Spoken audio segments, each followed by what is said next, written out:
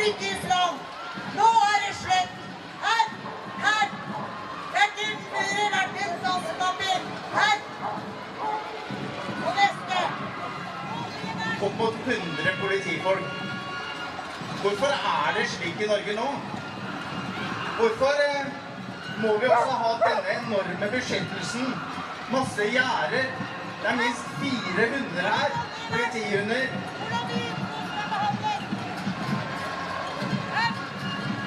Koranen inneholder også rett og slett så mye jævelskap, så mye voldsforbud.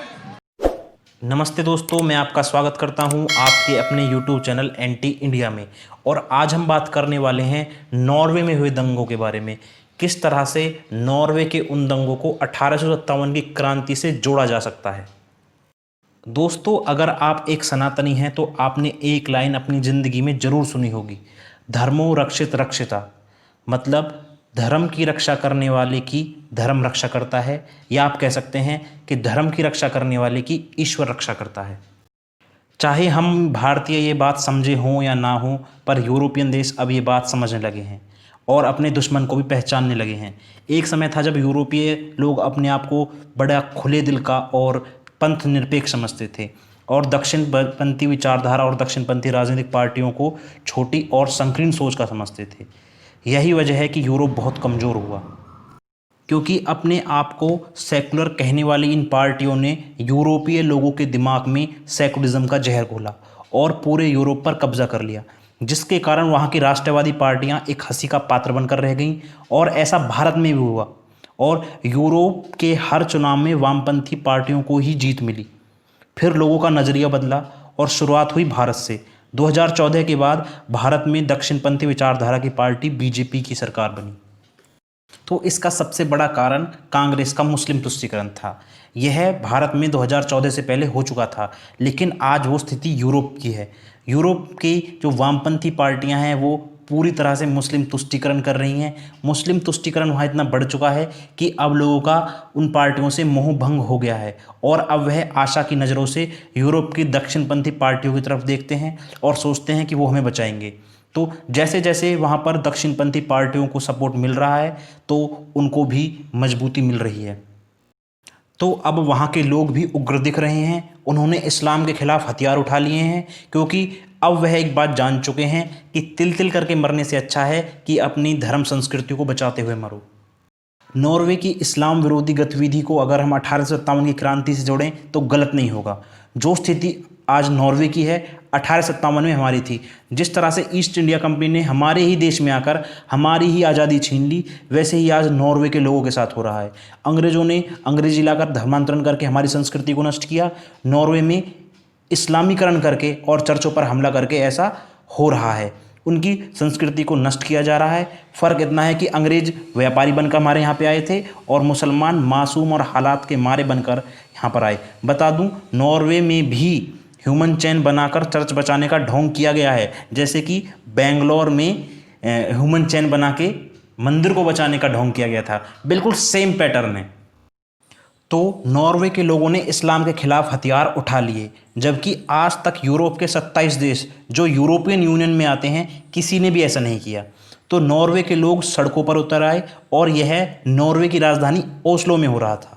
यहाँ एक महत्वपूर्ण बात यह है कि इस बार इस्लाम के खिलाफ दंगे हुए हैं, वरना हर बार तो इस्लामिक शांतिप्रिय लोग ही दंगे करते हैं। नॉर्वे की दक्षिणपंथी संगठन सियान स्टॉप इस्लामाइजेशन ऑफ नॉर्वे ने स्वीडन में हो रहे दंगों की निंदा में एक कार्यक्रम का आयोजन किया। यह प्रदर्शन नॉर्वे के संसद के बाहर हो रहा था। इसमें इस्लाम के और कुरान में लिखी बातें लोगों को बताई जा रही थी। यह प्रदर्शन 2 घंटे चला। इसमें सियान के नेता लॉर्स थारसेन ने कुरान और मोहम्मद पैगंबर की सच्चाई लोगों को बताई तो मुस्लिम भड़क उठे, उस रैली का विरोध करने लगे और रैली का विरोध करने के साथ साथ सड़कों पर ड्रम और लाउडस्पीकर ले आए, जिससे कि प्रदर्शनों को रोका जा सके। अब सबसे महत्वपूर्ण बात यह है कि जो मुस्लिम शरणार्थी वहाँ उन लोगों की भीख पर रह रहे हैं, उन लोगों के रहम पर रह रहे हैं, वही लोग नॉर्वे के जो मूल निवासी हैं, जो उस देश के मालिक हैं, उनसे उनका बोलने का अधिकार छीन रहे हैं। मतलब कि अब नॉर्वे के लोग अपने ही देश में नहीं बोल सकते। तो इस पर सियान की एक महिला नेता फैनी ब्रेटन ने गुस्से से रेगिस्तानी किताब को निकाला और फाड़ दिया और कहा यह जंग है। यह देखते ही देखते हालात इतने बेकाबू हो गए कि सियान और मुस्लिम संगठनों के बीच में हिंसक झड़प हुई। पुलिस ने जब इस झड़प को ख़त्म करने की कोशिश की तो शांतिप्रिय समुदाय ने पुलिस पर ईंट, पत्थर, अंडे, टमाटर फेंकने शुरू कर दिए। तो इस घटना के जवाब में पुलिस ने 29 दंगाई मुस्लिमों को गिरफ्तार कर लिया। अभी इस घटना से एक दिन पहले स्वीडन में कुरान जलाने पर मुसलमानों ने पूरे स्वीडन को जला डाला। मैंने उस पर एक वीडियो बनाई है, लिंक कमेंट और डिस्क्रिप्शन दोनों में मिल जाएगा, जाकर इस वीडियो को ज़रूर देखें। आपको बता दूं, नॉर्वे में जिहादी अपने चरम पर हैं।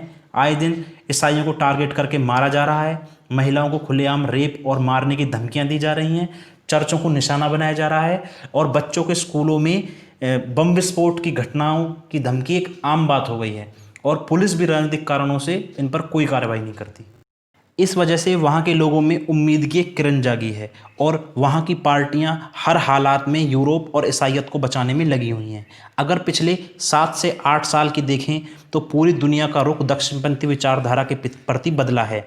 उन्हें सांप्रदायिक और शरणार्थियों का स्वागत करने वाले लोग आज अपने आप को दक्षिणपंथी मानते हैं और अब समय आ गया है कि पूरी दुनिया में दक्षिणपंथी विचारधारा को फैलाया जाए। अब पूरी दुनिया में राइट विंग की पार्टियां जीत रही हैं, चाहे वह भारत हो, अमेरिका हो, इंग्लैंड हो, फ्रांस हो या पोलैंड हो। हर जगह से लोगों को भरपूर सपोर्ट मिल रहा है। अंत में मैं आपसे यही कहूँगा कि जब यूरोपियन लोग अन्याय के खिलाफ खड़े हो सकते हैं, हथियार उठा सकते हैं, तो आप क्यों नहीं। जबकि मेरा मत हमेशा से यह रहा था कि यूरोपियंस लड़ नहीं सकते, पर मैं यहाँ पर गलत था। वो खड़े हुए क्योंकि उन्हें अपनी संस्कृति से प्यार है और इसकी शुरुआत नॉर्वे ने की है। यह आग अब पूरे यूरोप में फैलेगी और लोग अपनी धर्म की रक्षा के लिए खड़े होंगे और हमें भी यूरोपियंस का साथ देना है। भविष्य में एक फ़ोटो के ऊपर भी वीडियो बनाऊंगा जिस फ़ोटो की वजह से आज यूरोप इस स्थिति में है। उस फ़ोटो को इतना बढ़ा चढ़ाकर पेश किया गया कि यूरोप को मजबूर कर दिया गया कि वह अपने दरवाजे मुस्लिम माइग्रेंट्स के लिए खोले और आज यही कारण है कि उस फ़ोटो की वजह से पूरा यूरोप जल रहा है। और अगर आपको यह वीडियो पसंद आई है तो ज़्यादा से ज़्यादा लाइक करें, शेयर करें और पहली बार अगर मेरे चैनल पर आए हैं तो चैनल को सब्सक्राइब जरूर कर दें और बेल प्रेस करना ना भूलें जिससे आने वाली वीडियो की नोटिफिकेशन आपको पहले ही मिल सके।